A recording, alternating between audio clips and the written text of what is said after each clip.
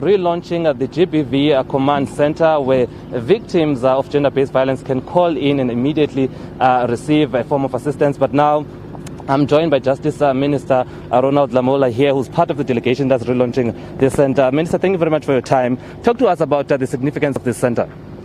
It is a very important contribution to the arsenal of government that is aimed to fight GBV, in that it gives us real-time data as it happens, to enable a quick response from all the role players in the state in terms of police, social workers, including doctors and prosecutors. So it's a relaunch. It gives us an opportunity to deal with it as and when it happens and be able to respond. But also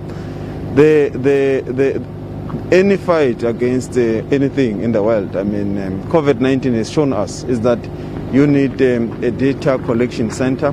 So this center will also enable us to collect information and data and know where are these activities happening, and help us to create a map and also integrate all government work, including the justice department. Speaking of justice, we often see victims withdrawing cases after they would have opened a case with the police. What are you doing as the Justice Ministry to tackle those cases where perhaps victims are pressured by their families or their economic conditions where they depend on the alleged perpetrator, so they are forced to then withdraw? What are you doing to ensure that there is justice?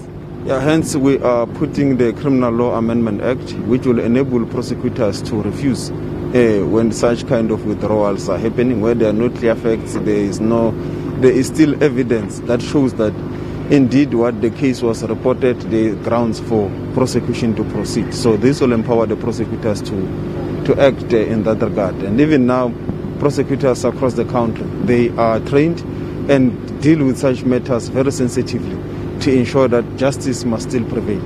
We've seen recently in Pretoria where a man who was out on parole is now a suspect in another rape case of 2 minors at a local hotel. So there seems to be issues regarding why do we release people that have committed crimes of this nature.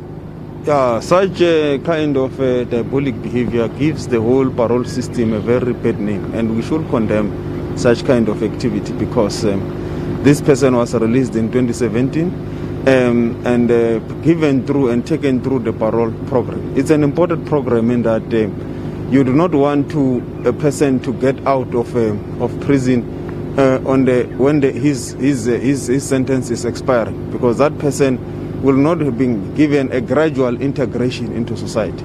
And the parole system was created solely for that purpose, that a person is gradually integrated and released, and even the community can be able to interact and observe his behavior. It's unfortunate that some of these parolees commit such kind of crimes, and they have to be removed permanently from society. And we often see the anger in communities when people that are accused or facing they're in court over cases of sexual abuse or murder of women, they are released on bail. That often stirs up a lot of anger in the community, saying that deny such people bail. What's your take on that? Yeah, hence as I spoke earlier about the amendments to the Criminal Law Amendment Act, which is now in front of Parliament, which is going to make it more difficult for such kind of offenders to get bail, and it puts a lot of onus on them, and also gives the magistrates and the prosecutors enough teeth to enable them to navigate the situation based on the facts, and we believe that will go a long way to resolve such. So there are bills before Parliament that are going to assist you. Now, before I let you go, Minister, give us an update on the fugitives, that is Shepherd Bushiri and his wife Mary, that left this country under mysterious circumstances. What is the latest in terms of bringing them back in this country to face the music? Yeah, government of South Africa is working hard to bring them back. As you are aware, we have already done through the Interpol communication with the government of Malawi.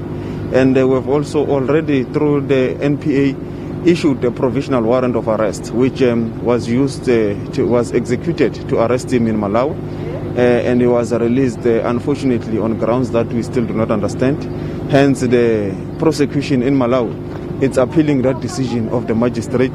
We are in the process of finalizing the formal extradition request, which were required in terms of the SADC protocol, to do so within 30 days. So up to now, we've done so in real time that he must come back, and we will continue to persuade our colleagues in Malawi to cooperate with us and ensure that they comply with the extradition obligation, which is an obligation imposed by the SADC protocol. And we will continue to do so, and whatever processes that will have to go through the judiciary, we will Is there cooperation between yourselves and the Malawi government so far? How has this been handled? Are you satisfied with the level of cooperation?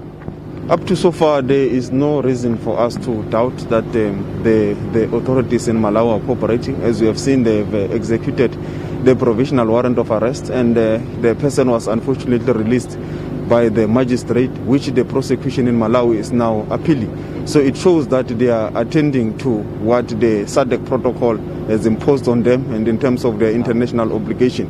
So it will be an issue that we will have to monitor very closely and ensure that the fugitives from justice in South Africa, the Bushiris, are brought back for a trial here in South Africa. Who dropped the ball here? Yes, he was granted bail, but there could have been an appeal on the by state, against the granting of the bail. But also, perhaps while on bail, he should have been policed a bit better. So, who dropped the ball here?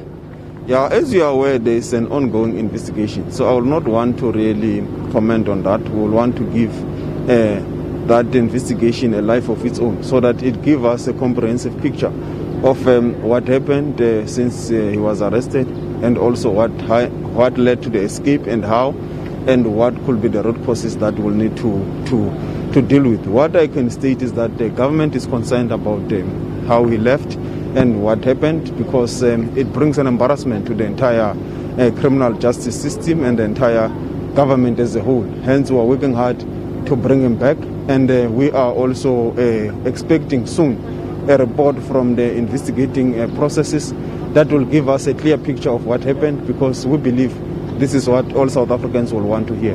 Minister, thank you very much. I appreciate your time. That's Justice Minister talking to us at the launch of this GBV call center, where perpetrators or rather victims of gender-based violence can call in and receive help. But of course, I had to ask about the great escape by the Bushiris, and the minister, quite correctly calling it an embarrassment for the country. But they are still investigating how it occurred, and they are working with Malawi government to try and bring the Bushiris back into South Africa. And with that, it's back to you in studio.